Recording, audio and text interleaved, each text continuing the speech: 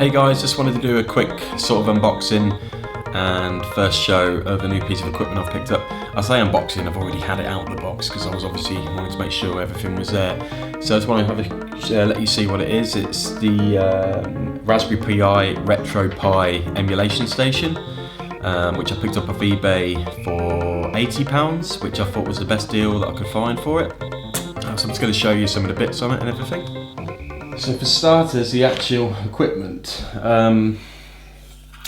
Basically, a Raspberry Pi, these sort of pocket computers that have been designed within the last couple of years, and they're about as powerful as a good desktop computer was sort of 10 years ago, and it's all put onto one sort of chipboard. The clever guys who create the emulators and everything have managed to develop software for this to be able to play all your retro games on. So you've got your 4 USB ports, which you can have as 4 controllers, which is great. Ethernet port for your internet, although this version is the Raspberry Pi 3, so it does have Wi-Fi as well. If you do need to log on to Wi-Fi, you need to get a USB keyboard or a mouse to sort that out. But the fact, big selling point is the 4 USB ports for controllers, so you can get your multiplayer gaming on. Headphone jack, if you want to do external audio. HDMI, which is obviously a big selling point for the modern day sort of TVs and everything. And there's your micro USB for power supply. Around here is the micro SD port. This one came with a 32 gig card, I believe it is. Lots of room left on it still. But yes, it's already packed with all the games, which obviously I can quickly show you through the consoles that they have on there later. So yes, again, I think that with the Raspberry Pis, they don't always come with the case as well. So this is nice to come in a nice black slick case. I'm thinking of putting some stickers for some of the console logos over the top to make it look more like a sort of mini console to fit amongst my other stuff. So yeah, it's a nice piece of kit. Also came with a micro USB charger, which obviously I have about 4 or 5 of these from various mobile phones over the years, but might as well have another one. A lot of the pre-made kits like this actually don't come with the charger. Again, understandable, it's not necessary. Came with a HDMI cable. Never really seen one with this sort of flat sort of wiring, but maybe it won't tangle as much like all the other damn wires behind the back of my TV, so that's good. And then 2 USB ports in the style of SNES pads. Now they're not official SNES pads obviously, and the build quality is a little bit cheap, but I've bought sort of unofficial SNES pads off eBay in recent years, and then they too sort of feel quite cheap. I mean, I've used them before and they are usable, but I will be looking to upgrade, not just because of the build quality, but mainly because when I'm wanting to be playing N64 and PS1 games, which you can do on here, I'm going to need something with an analog stick. So I'm probably gonna, in fact, my fiance's brother is going to hook me up with a wired 360 controller, which you can use with it. I've already tried to use a Wii U Pro controller, but not to no avail at the moment. So it'd be good to have a more solid build controller which will work with all the emulators and games perfectly. So yeah, they actually supply two controllers for that. So that's basically everything you need in that setup there. I'll just show you quickly sort of the menu screens and the boot up and everything for it, see what you think. Now we're all wired up and it's powered on. You can see how small the device is next to the Xbox 360 on the right and the slimline PS2 just in front of it and next to the SNES style controller. So yeah, the actual device is actually not as wide as a Super Nintendo controller, so you can sort of see how much you could even get away with putting this behind your television if you had wireless pads, which I believe you can get.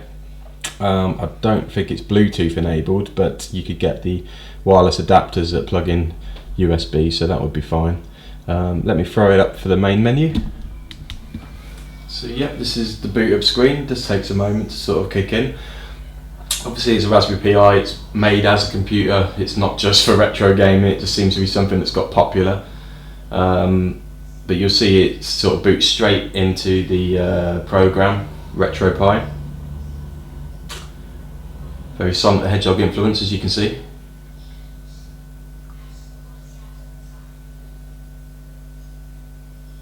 And like an old computer, we need to wait a little while for things to work.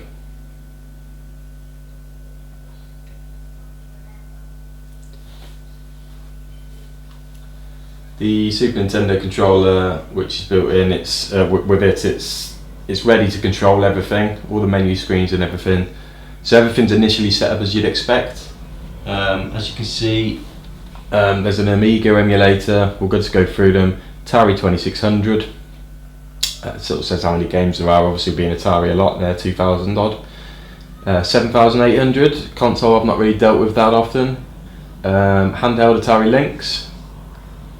Commodore 64, again you'd need to use a keyboard with that. Luckily I managed to dig this up out of my parents' loft from many years ago, USB keyboard, so if I did want to dive into any Spectrum or Amiga or Commodore 64 games, I am prepared. These are some arcade ones. Sega Game Gear, Nintendo Game Boy, Game Boy Advance, Game Boy Color. Kodi also built into this, which is like if you're not sure, it's like a media player sort of streaming service. Lots of movies, TV shows, it sort of links up to different hosts for that. MAME, multiple arcade machine emulator, which is all your sort of 80s and up to mid-90s sort of arcade classics all on there. Sega Master System, big over here in the UK, not so big in America, so Americans, you find a lot of games you never heard of on there. Mega Drive, aka Genesis, obviously big favourite. N64, again, there's some good titles on here. It does warn you that some of them don't perform perfectly. The emulation isn't perfect. And again, yes, I'd need to get a new pad for really playing N64 games. Nintendo Entertainment System, obviously hugely popular system, a lot of games. Neo Geo Pocket Color, didn't do that well, but there are some great games on there. TurboGrafx 16, console that I've not really been familiar with. It was never really released in the UK, so looking forward to trying a few of them out that I've obviously heard about over many YouTube shows. Sony PlayStation, they didn't install many games already on here, just a few multiplayer ones, but I've already tried the emulation out and I've played Tony Hawk Pro Skater 2. It played really well, so I'm looking forward to getting hold of a few more PlayStation games, you know, back up the collection I already have. That's the sort of settings and everything, I believe. It says 13 games available. I'm not sure if they're sort of homebrew ones. Sega 32X, bit of a failed system, but might be worth playing some of that. Super Nintendo, well, they give you the pads that look right, so my favourite console of all time, so I'll definitely be playing some of that.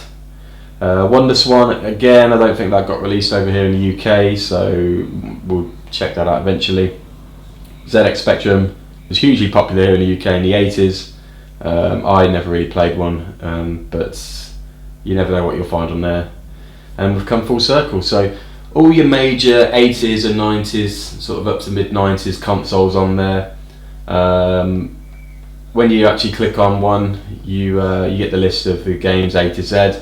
I know there's some newer versions that have descriptions of all the games, so maybe if I download the latest update, but it is basically sort of a list of, you know, everything that's ever released. You can skip through the channels or search individually. I'll have a quick look at Earthbound because it's a game that everybody loves and I've never played in my life, so let's fire it up so you can just sort of see what the emulation's like. Doesn't take long at all to actually boot up, and there we go. Obviously everything's 4x3, there's not a lot of widescreen stuff, but I'm sure there's a lot of things you can fit around with the settings and everything, so it's possible that you can stretch the image or do progressive scan or things like that. But from the games I've checked, the audio reproduction's been good, and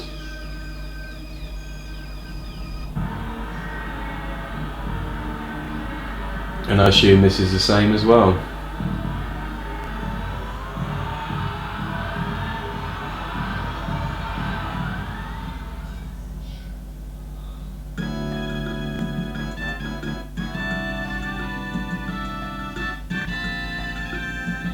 Can't beat that Super Nintendo, I tell you.